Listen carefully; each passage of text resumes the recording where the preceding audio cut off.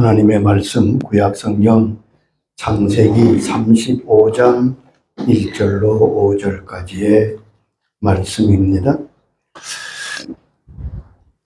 하나님이 야곱에게 이르시되 일어나 베델로 올라가서 거기 거하며 내가 내 형 에서의 낯을 피하여 도망하던 때에 내게 나타났던 하나님께서 거기서 단을 쌓으라 하신지라. 야곱이 이에 자기 집사람과 자기와 함께한 모든 자에게 이르되 너희 중에 이방 신상을 버리고 자신을 정결케 하고 의복을 바꾸라. 우리가 일어나 베델로 올라가자. 나의 환난 날에 내게 응답하시며 나의 가는 길에서 나와 함께 하신 하나님께서 내가 거기서 단을 쌓으려 하노라 하며 그들이 자기 손에 있는 모든 이방 신상과 자기 귀에 있는 고리를 야곱에게 주는지라.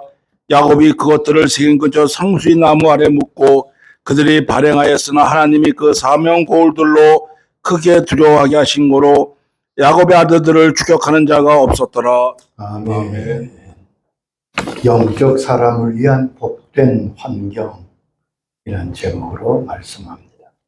토마스 아켄퍼스는 중세의 유명한 신학자지요. 이름은 잘 여러분 모르셔도 그의 유명한 저서 그리스도를 본바다라는 고전이 있습니다. 아주 귀한 책이죠. 그는 이 책에서 그리스도인이 믿음으로 성장하여 가는 과정을 잘 말씀하고 있습니다. 예수 그리스도인 하나님의 사람들의 성숙한 모습은 자유와 평안이라고 그는 말합니다. 아멘. 얼마나 자유할 수 있느냐, 그 양심이 얼마나 자유할 수 있느냐, 그 인격이 얼마나 자유한가, 그 가치관이 얼마나 자유한가, 여기에 따라서 평안할 수 있다고 그는 가르칩니다. 그의 믿음의 성숙함이 나타나는 거지. 감옥에 있어도 평안하고 핍박을 받아도 평안하고 여러 시험을 만나도 평안합니다. 이것이 성숙한 그리스도인의 모습입니다. 그러면서 이런 성숙한 그리스도인이 되려면 다음 네 가지를 염두에 두어야 한다고 가르치고 있습니다. 첫째, 언제나 다른 사람의 유익을 먼저 생각하라 하는 것이지요. 내 유익부터 생각하면 벌써 자유를 잊어버린다는 거예요. 나보다 남을 유익하게 하려고 마음에서부터 생각하고 살면 자유함을 얻게 된다고 그는 그렇게 말합니다. 해보면 알게 된다. 두 번째는 그저 더 많은 것을 소유하고 많은 것을 주려고 하지만 가지고 더 모으고 더 쌓고 그런 것이 복이 되지 못한다고요. 그저 누리도록 많고 적건 간에 이것을 가지고 어떻게 바르게 살까를 생각할 때 비로소 자유가 있다는 말입니다. 세 번째는 내게 필요한 것 그리고 내게 중요한 것이 있을 때 내게 필요한 것보다 내게 중요한 것이 무엇인가를 생각하라고 합니다. 어차피 필요한 것은 많습니다. 그러나 그 중에도 내게 가장 중요한 것이 무엇인지 놓치지 말고 그것을 붙들라는 거죠. 미국의 샤렛 교수님이 여기 보면 미국의 빌더 바르트라고 하는 대학의 교수님이신데 그분은 특이하게 시험 칠 때마다 학생들에게 다음과 같이 말씀하신다는 거예요. 지금 제분들은 두 가지 시험을 보게 된다. 하나는 수학 시험이고 다른 하나는 정직 시험이다. 수학 시험에서 좀 부족해도 별로 상관이 없다. 그러나 정직 시험은 만점을 맞아야 한다. 수학이 좀 부족한 것은 시험이 끝나면 잊어버리지만 정직 시험에서 탈락하면 그대 평생의 불행이 올 것이다. 내게 필요한 것이 무엇인가를 묻기보다는 내게 중요한 것이 무엇인지를 물으라는 말이죠. 네 번째는 하나님의 뜻이 온전히 이루어지기를 바라라고 말합니다. 하나님의 뜻이 온전히 이루어지기를 사모하는 마음. 그러므로 내 뜻은 좀 접어야 되겠지요. 내 뜻을 좀 잊어버린다고 크게 문제되지 않습니다. 왜냐하면 내 뜻이 이루어지는 게 아니기 때문에 그래요. 결국에는 하나님의 뜻이 온전히 이루어집니다. 잠언 19장 21절에도 말씀하십니다. 사람의 마음에는 많은 계획이 있어도 오직 여호와의 뜻만이 완전히 서리라. 사람의 마음에 많은 계획과 뜻이 있어도 하나님의 뜻만이 완전히 섭니다. 그러므로 하나님의 뜻을 이루어지기를 간절히 소원하고 마음으로 가질 때 그 마음에 진정한 평화와 자유가 있다는 말입니다. 야곱은 대표적인 정열적인 사람입니다. 그는 하나님의 복을 받고자 하는 마음이 아주 철저한 사람입니다. 위대해지고 성공하고 부자가 되고 그런 꿈을 꾸는 아주 전형적인 현대인의 모습입니다. 그러나 야곱은 정직하지 못했습니다. 그래서 그는 애굽 임금 바로 앞에 섰을 때 자신의 생애를 이렇게 말하고 있습니다. 내 나그네 길에 나이가 130세지만 험악한 세월을 보냈습니다. 야곱은 거짓말을 합니다. 형을 속여 장자의 권리를 양도받습니다. 아버지를 속이고 장자의 축복을 가로챕니다. 욕심지향적인 사람이지. 속여서라도 나는 복을 받아야 되겠다는 사람. 그는 세겜 땅에서 7년 동안 살면서 또 한 번 그 땅 백성을 속입니다. 디나의 사건으로 세겜 족장이 통혼하고자 할 때 그는 이렇게 말합니다. 너희가 우리와 화친하려면 우리들 같이 할례를 받아야 한다. 세겜 사람들이 이렇게 결정하지요. 우리가 할례를 받으면 저 사람들의 재산이 다 우리의 것이 될 테니 우리가 할례를 받자. 세겜 부족의 모든 남자가 할례를 받습니다. 할례는 수술 아니에요? 가장 고통스러운 사흘째 야곱의 아들들이 세겜의 모든 남자들을 다 죽여버립니다. 거룩한 할례 의식을 통해 또 한 번 못된 짓을 한 거지요. 그야말로 그 아버지의 그 아들입니다. 이제 그 땅 백성들이 분노합니다. 단결하여 야곱의 가족을 없애려 합니다. 34장 30절 보면 그들이 모여 나를 치고 나를 죽이리니 그러면 내가 내 집이 멸망하리라. 두려움과 위기에 빠졌습니다. 이때 하나님께서 야곱에게 나타나 말씀하십니다. 오늘 본문 1절은 하나님이 야곱에게 이르시되 일어나 베델로 올라가라. 일어나 베델로 올라가라. 어디로 가야 할지 이 위급한 상황을 어떻게 모면해야 될지 우왕좌왕하고 있을 때 우리 주님께서 그들의 나아갈 길을 가르쳐 주셨습니다. 여러분, 하나님은 우리의 나아갈 길을 가르쳐 주시는 하나님이심을 꼭 기억하시기 바랍니다. 아멘. 시편 25장 12절에 말씀하셨습니다. 여호와를 경외하는 자 누구냐? 그가 택한 길을 그에게 가르치시리로다. 그가 택할 길을 하나님은 가르치십니다. 하나님이 보호하시고 인도하시고 붙잡지 않으셨다면 온전히 집안이 몰살당할 위기였지만 하나님은 그들을 부르시고 인도하십니다. 야곱은 하나님의 말씀에 순종하여 응답합니다. 야곱이 정신을 차린 거지. 3절에 보면 우리가 일어나 베델로 올라가자. 우리가 일어나 베델로 올라가자. 하나님이 베델로 올라가라고 말씀합니다.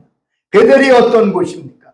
형의 진노를 피하여 외삼촌 집으로 도망하던 그날 밤에 잠을 자는데 꿈속에서 하나님을 만나 뵙게 되었고 그곳에서 하나님을 만나고 서원했던 귀한 땅입니다. 베델은 하나님의 집이라는 뜻입니다. 베델로 올라가라는 말씀. 이것이 매우 중요합니다. 위기를 만나고 생에 어려운 굴곡을 당했을 때 하나님은 야곱에게 베델로 올라가라고 말씀합니다. 자, 베델로 올라가라는 의미가 무엇이겠습니까? 첫째는 처음에 가졌던 순수한 믿음과 사랑으로 돌아가라는 말씀입니다. 처음에 열정을 가지고 순수한 마음으로 주를 섬깁니다. 내 시간이 가면서 열심도 식어지고 믿음도 약해지고 하나님을 향한 사랑도 식어지고 주님께서 말씀하십니다. 처음 믿음을 가져라. 처음 사랑을 회복하도록 해라. 그것이 베델로 올라가라고 하는 주님의 말씀입니다. 아멘. 하나님은 처음 사랑과 믿음을 회복하기를 바라고 계십니다. 주님께서 아세아 7교회를 말씀하실 때 예배소 교회를 향하여 말씀하십니다. 요한계시록 2장 4절의 말씀입니다. 그러나 너를 책망할 것이 있나니 너희 처음 사랑을 버렸느니라. 그러므로 어디서 떨어졌는지를 생각하고 회개하여 처음 행위를 가지라. 예배소 교회가 칭찬할 것이 많지만 주님 말씀하십니다. 너를 책망할 것이 있나니 처음 사랑을 버렸느니라. 그 처음 사랑을 회복하도록 해라. 아멘. 처음 사랑을 찾도록 해라. 어디에서 떨어졌는지 생각하고 회개하여 처음 행위를 가져라. 야곱에게도 똑같이 말씀한 것. 베델에서 나를 만나고 가졌던 그 뜨거운 믿음과 열정을 회복하도록 해라.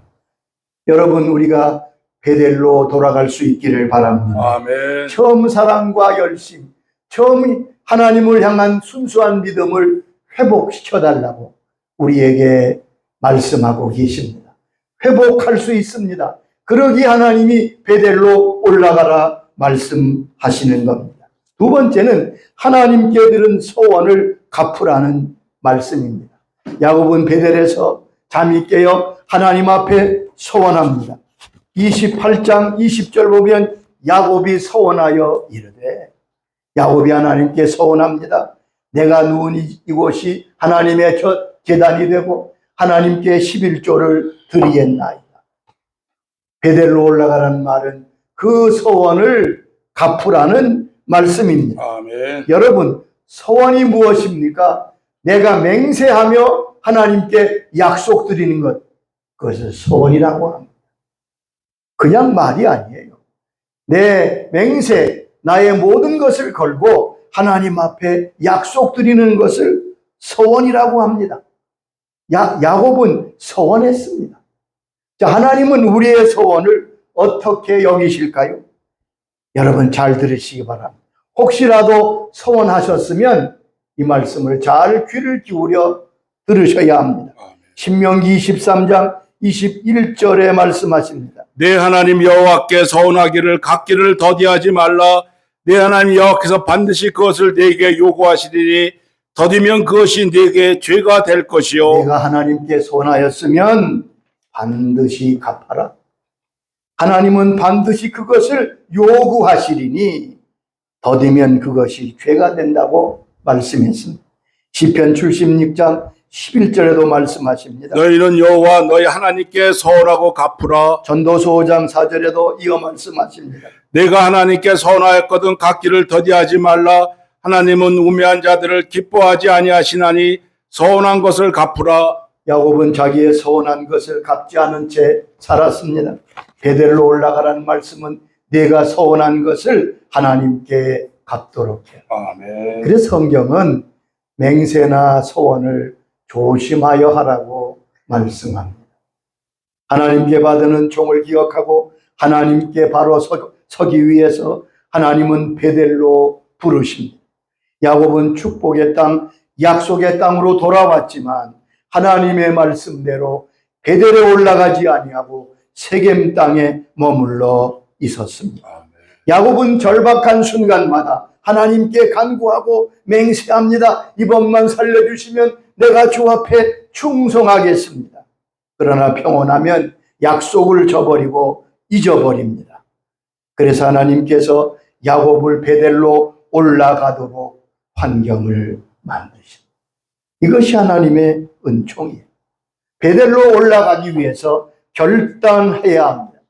야곱은 베델로 올라가기 전에 자기와 자기 가정을 깨끗게 하는 신앙의 결단을 합니다.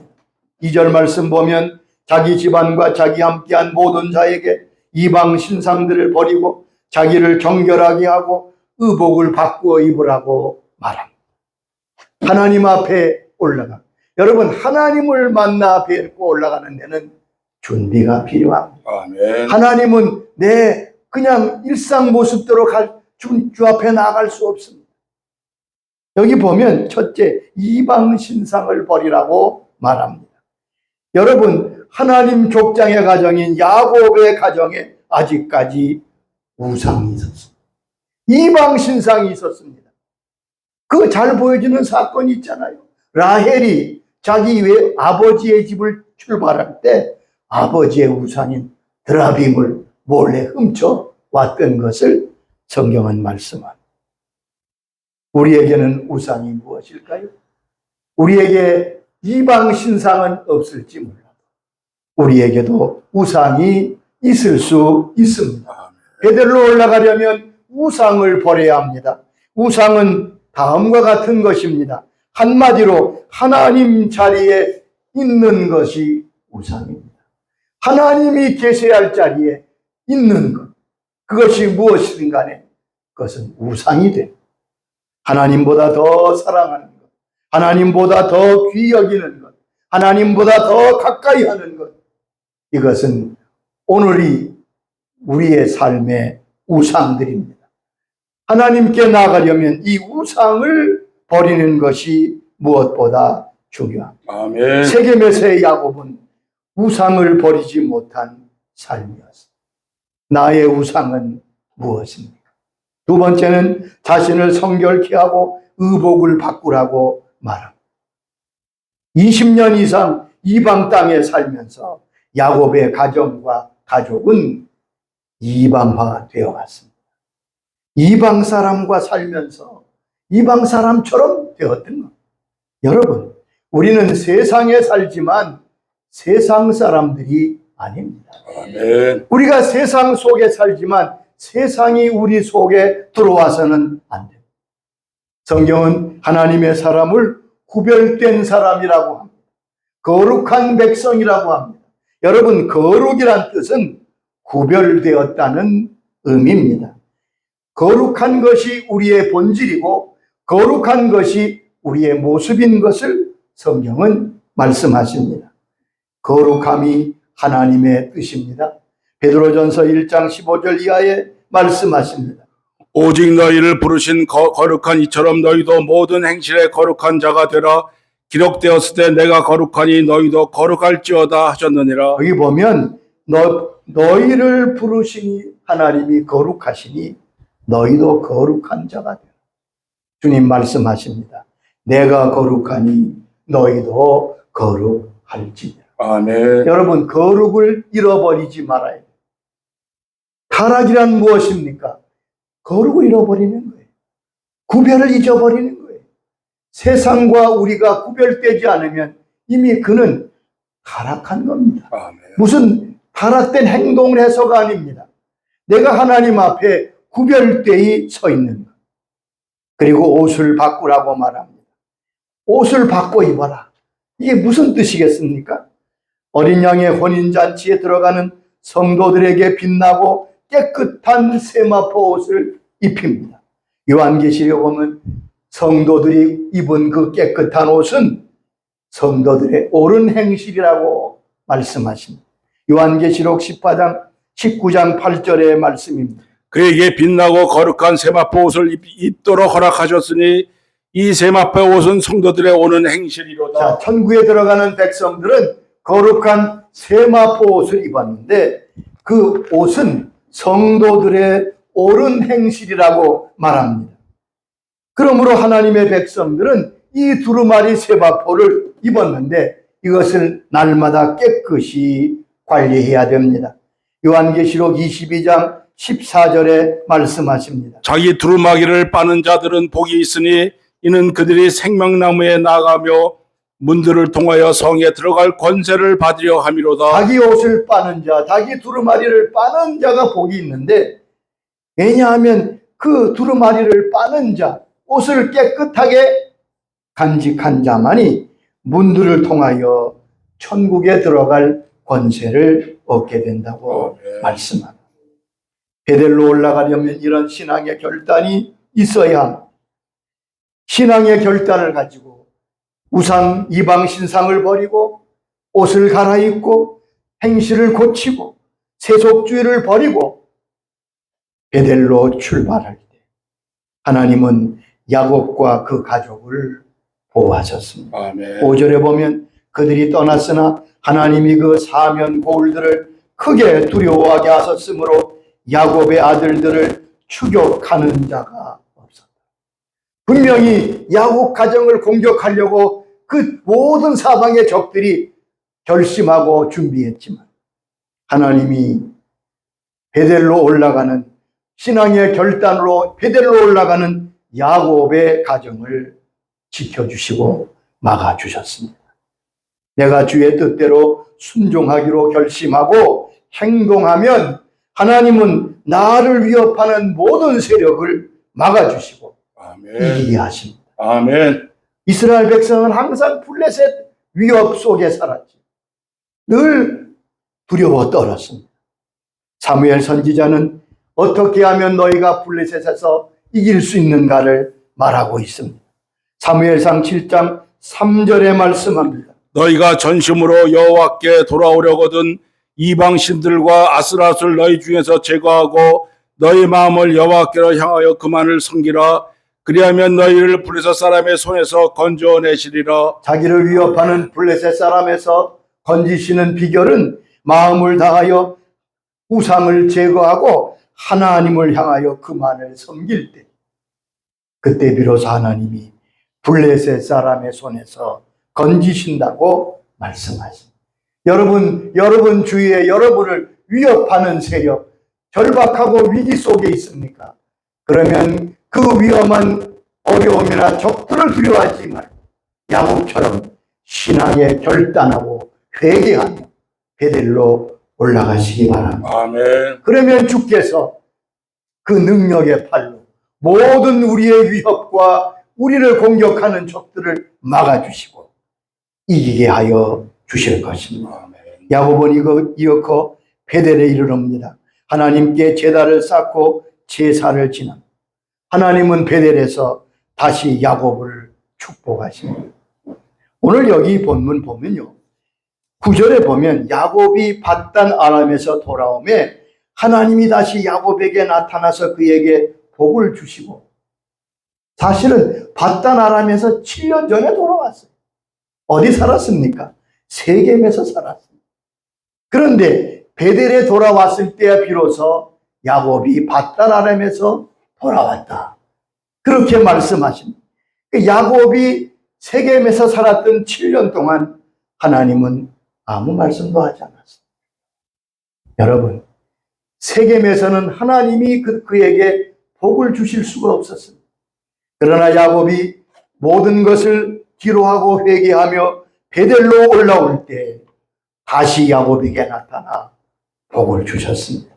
베델로 올라가는 일은 하나님께 은혜와 복을 받는 일입니다. 아멘. 다시 여기 보면 다시 그에게 복을 주셨다. 야곱이 베델에서 받은 축복이 무엇입니까? 첫째, 야곱은 하나님께 인정을 받습니다. 10절에 이렇게 말씀합니다. 내 이름이 야곱이지 않느냐? 다시는 내 이름을 야곱이라 부르지 않고 이스라엘이 내 이름이 되리라고. 그가 그의 이름을, 하나님이 그의 이름을 이스라엘이라 부르시고, 야곱에게 이스라엘의 이름을 주신 분은 하나님이세요. 벌써 오래전 얘기예요. 근데 하나님이 야곱을 이스라엘로 부르시지 않았습니다. 베델로 올라오니까 비로소 하나님이 내 이름을 다시는 야곱이 아니다, 이제부터 이스라엘이라 부를 것이다. 아멘. 무슨 뜻입니까? 하나님이 그를 인정하신 것입니다. 베델은 하나님께 인정받는 곳입니다. 아멘. 아브라함은 하나님께 인정받았습니다. 마찬가지로 이제 야곱은 하나님 사람으로, 하나님의 족장으로 인정을 받습니다. 이것이 가장 큰 복이죠. 우리가 하나님께 인정받을 때 그때부터 무슨 어려움이 있겠습니까? 두 번째는 생육하고 번성하는 복을 주셨습니다. 11절 보면 나는 전능한 하나님이라 생육하고 번성하라. 내 후손 중에 백성과 백성이 왕과 왕들이 일어나게 될 것이다. 세 번째는 야곱의 후손이 아브라함의 복을 이어받을 것이라고 말씀했습니다. 오늘 여기 12절 보면 내가 아브라함과 이삭에게 준 그 땅을 내게 주고 또 내 후손에게 그 땅을 주리라. 여러분, 내가 하나님께 은총과 복을 받는 것도 귀하지만 더 귀한 것은 내 후손들이 그 복에 참여하여 계속 그 축복이 이어지는 것입니다. 아멘. 하나님이 말씀합니다. 내가 아브라함과 이삭에게 복 주신 것처럼 너에게도 복을 주고 내 후손에게도 복을 주리라. 계대의 복을 받게 된 거지요. 아브라함의 축복에 야곱과 그 후손이 함께 참여하게 된 것입니다. 아브라함은 축복의 대명사입니다. 그럼 우리는 어떻게 이 아브라함의 복에 참여하게 됩니까? 우리는 이방인이잖아요. 그런데 예수님이 십자가를 지고 그 십자가의 구속의 은총으로 우리는 아브라함의 복에 함께 참여하게 됩니다. 아멘. 갈라디아 3장 13절 14절에 분명히 기록되어 있습니다. 그리스도께서 우리를 위하여 저주를 받은 바 대사 율법의 저주에서 우리를 속량하셨으니 이는 그리스도 예수 안에서 아브라함의 복이 이방인에게 미치게 하고 또 우리로 하여금 말씀으로 믿음으로 말미암아 성령의 약속을 받게 하려 함이라. 여기 보면 아멘. 예수 그리스도께서 우리 대신 십자가에서 저주를 받으사 우리를 속량하심으로 이는 이 십자가의 은혜는 그리스도 예수 안에서 아브라함의 복이 이방인에게 미치게 하고 아브라함의 복이 유대인 아닌 우리에게도 그대로 미치게 하고 성령의 약속을 받게 한다고 말씀했습니다. 아멘. 예수님의 십자가는 이방인 우리가 아브라함의 복에 참여하게 되는 것입니다. 그러므로 하나님 앞에 은총이 되는 것. 그래서 우리가 아브라함의 후손이 되는 것입니다. 아멘. 베델은 하나님을 만나는 곳입니다. 오늘날 주께서 교회를 세우셔서 그의 백성들을 만나 주십니다. 미국의 어느 시골 교회가 있습니다. 이 교회는 사연을 가진 교회인데 윌리엄 라임이라고 하는 분이 전쟁에서 무사히 귀국한 것에 감사하며 고향에 돌아와 초등학교 교사로 일하시며 적은 월급을 아껴서 벽돌을 사서 교회를 세웠습니다. 무려 35년 동안 교회를 지었습니다. 그리고 사람들이 그 교회 이름을 약속의 땅 교회라고 이름 붙였습니다. 그런데 놀라운 것은 이 교회당에 모여 기도하면 병이 났습니다. 마음의 평안을 얻습니다. 하나님을 만나게 됩니다. 소문이 나서 하루에 1000명 이상씩 와서 예배드리며 기도하는 곳이 되었습니다. 하나님을 만나 뵙는 하나님이 계신 베델이 된 것이지요. 아멘. 우리의 교회가 베델이 될 수 있기를 기도하십시오. 아멘. 아버지 감사합니다. 베델로 올라가라 하신 그 말씀에 순종한 야곱처럼 우리도 베델로 올라가 주를 뵙게 하옵소서. 처음 사랑을 회복하게 하시고 하나님 기뻐하시는 사람으로 설 수 있도록 베델로 올라가 하나님의 은총을 다시 받는 주의 자녀들이 되도록 이 시간 역사하여 주시옵소서. 예수님의 이름으로 기도드리옵나이다. 아멘.